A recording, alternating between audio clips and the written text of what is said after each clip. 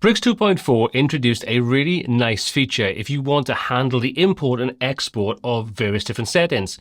So for example, you may want to import or export templates, your theme styles, colors, typography, spacing, all those kinds of good things, including things like variables, classes, all of that can be imported and exported.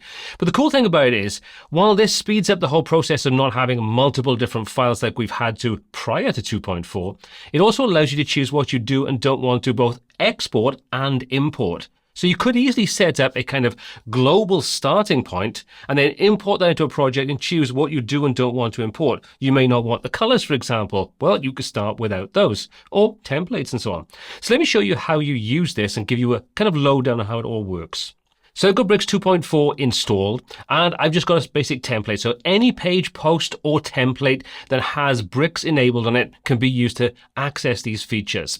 So I'm going to open up this Bricks template, and I'm going to choose to edit this with Bricks. Once inside here, you can see if we come over into the Manage options and open this up, down the bottom, we've got import, export. Before we take a look at that though, let me just show you some of the things we've got set up so you can see what will be exported and then obviously imported. So if we come over, for example, into the style section, inside here, we've got a theme style called framework styles.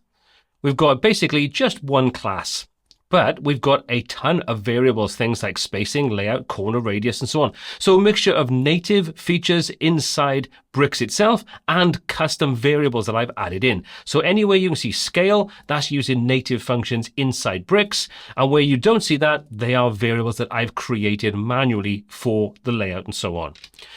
Then if we come into colors, you can see there's my colors, typography, spacing, and so on. So all these things have been set up. So let's close out of this. And now go back in to manage and come down to import and export.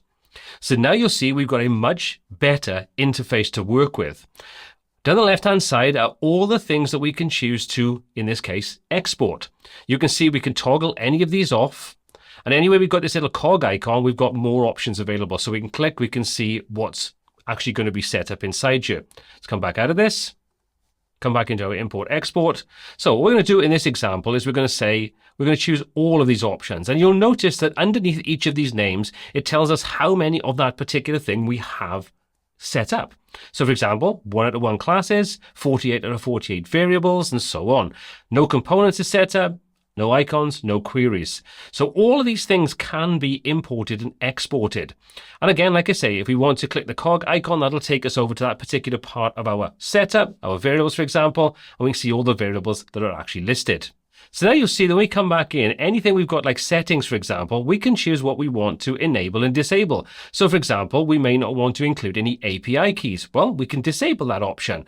We may not want to include performance or maintenance or WooCommerce, for example. Well, you can enable and disable what you do or don't want. For this example though, let's toggle all of those on and we'll say we're happy with all these different options. Click on any of these and we can see everything and we can choose what we do and don't want to include. So it's very, very simple, but very, very powerful. So now we can choose to export this. You'll see that now has one zip file that includes all of that information. So what we need to do now is choose to download that where we want it. And then to import all that, we just do the reverse. So I'm going to keep the same site so we can see how things are handled. But let's just come in to the manage option, choose the import export like we've done before. This time choose import, select the file we want, which is a zip file. There's the file we want. We've just downloaded. Click on open.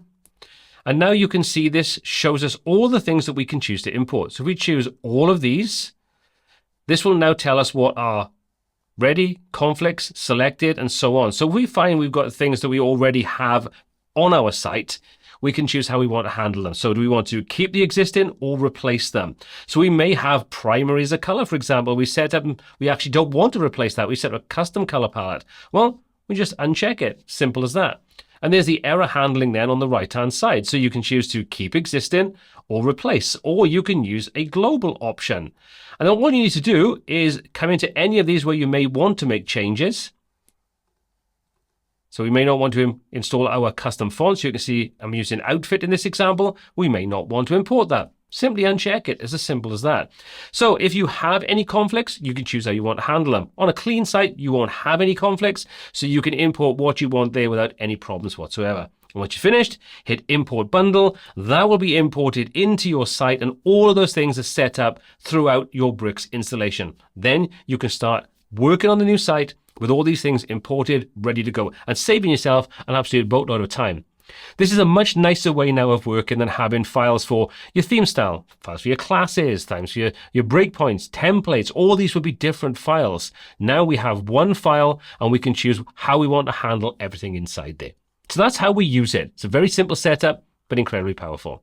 Now, if you want to learn more about working with Bricks in my 101 series or just Bricks in general, check out the link in the description down below for the Learn Bricks Builder website. That's got almost 100 tutorials on there working with Bricks from beginner through to advanced levels. As always, all applicable links are in the description down below. My name is Paul C. This is WPTuts, and until next time, take care.